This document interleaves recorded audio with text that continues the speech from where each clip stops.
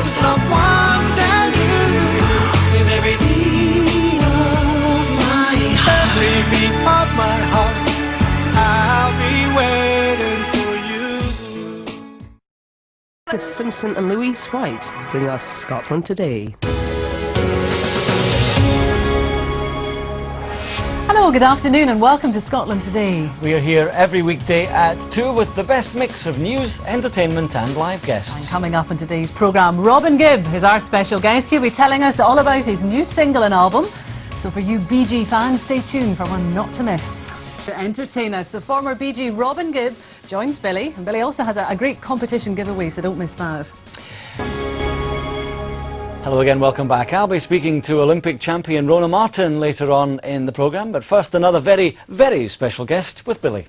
Yes, indeed, a very special guest, a man who really does need no introduction, a real pop legend. Robin Gibb, welcome to Scotland Today. Thank you very much, good to be here. Your brand new album is going to be coming out on the 4th of February. It's called Magnet. It's been a long time in the making, 17 years to be exact. Yeah. Why is it taking so long for you to devote your time to a solo project once again? Well, I just wanted to do something on my own. I'm still a Bee Gee, still love being a Bee Gee and writing with my brothers.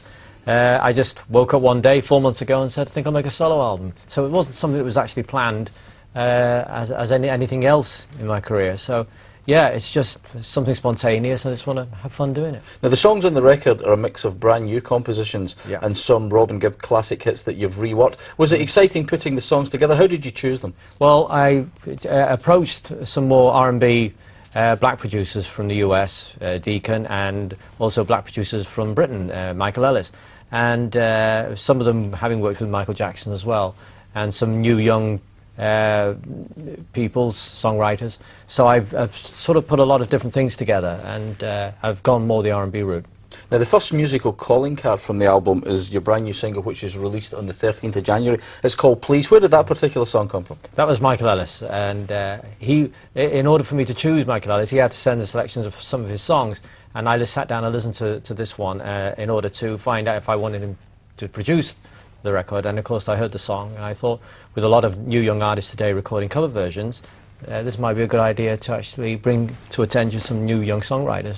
And I mean, it's very soul-influenced, isn't it? It is, yeah. Is that your real passion? Is that your real favourite kind of music? I mean, the Bee Gees have got, you know, if you go back long enough, you'll see that the Bee Gees have had their influences with soul and R&B, and To Love Somebody and songs like that. So we've always been influenced by that kind of music. Now, as I say, the single's released on the 13th of January. It's got a fantastic video, and here's a clip of Robin in action. So many words I'd like to say to you. So many words I want to say to you, so listen up now. So many things I'd like to do for you. So many things I want to do to you, so come on now. I count the seconds till you're back by my side. The flame only burns when you're here in my life. You're the only one for me.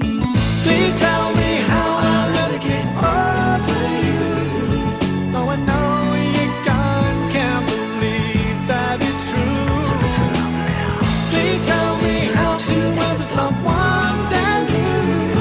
With every beat of my heart, every beat of my heart, I'll be waiting for you. Great video for Robin Gibb's brand new single, released on the 13th of January, which is called Please. Robin, if you're ever making a video like that again, can Angus and I's name be added to the list? To write the lyrics on that beautiful woman's body? That must have been one of the toughest tasks of your past 12 months. Oh yes, definitely. Enjoyed every minute of it. Now, although you're concentrating on the solo project for the moment, as I say, the Bee Gees are still very much a going concern. The last time anybody bothered to count, you had sold something in excess of 110 million records. That must be surely beyond your wildest dreams. I just see, yeah, I mean, I'm very proud of our achievements, but I just see, you know, we're songwriters and performers going from project to project, you know, and suddenly you just keep going until you get a history. And we love writing songs for other people. We've got Sacred Trust coming out by the Pop Rivals Band at Christmas with One True Voice, and hopefully we'll have the Christmas #1 with that. So yeah, we've had Emotion with Destiny's Child, and Chain Reaction and Tragedy with Steps in the last few months, the last 12 months. I mean, you've written for so many people over the years, people like Dolly Parton, Barbra Streisand, Yeah. Dionne Warwick, Celine Dion. If you could choose anybody to write a song for that you haven't already done, so who would it be? Well, I'd like to write for people. I love the new young acts of today, and I like people with great vocals. I like Westlife and the American new young singers, particularly the black ones, because they're the most innovative ones on the music scene in the US at the moment, and seem to be breaking more ground.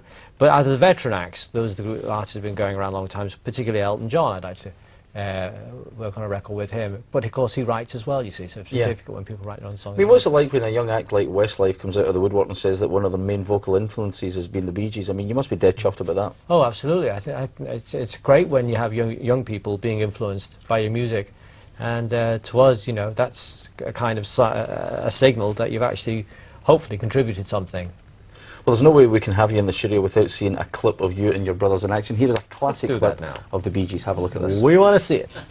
Go down all the way through. The day turns into night. Oh, oh, oh, this is just where I came in. All right, but I'll go anywhere. Yes, I'll go anywhere with you. The Bee Gees in action. It's hard to believe, you know, I don't believe it, even when you're sitting here, that the Bee Gees have had hit records the 60s, 70s, 80s, 90s and into the new millennium. What was it like back in the 60s? Because you were literally rubbing shoulders with the Beatles and the Stones and the whole scene that was going on then. What was London like back then? It was fantastic. It was probably the greatest time, pop music, because remember, British music was dictating everything that was going on in the US at that time too. And not a role it plays today, but in those days it was absolutely the centre of the music world, London. And everything was happening. Music was just at its zenith. And there was a huge revolution going on in the music industry, not just in the music, but in all parts of society.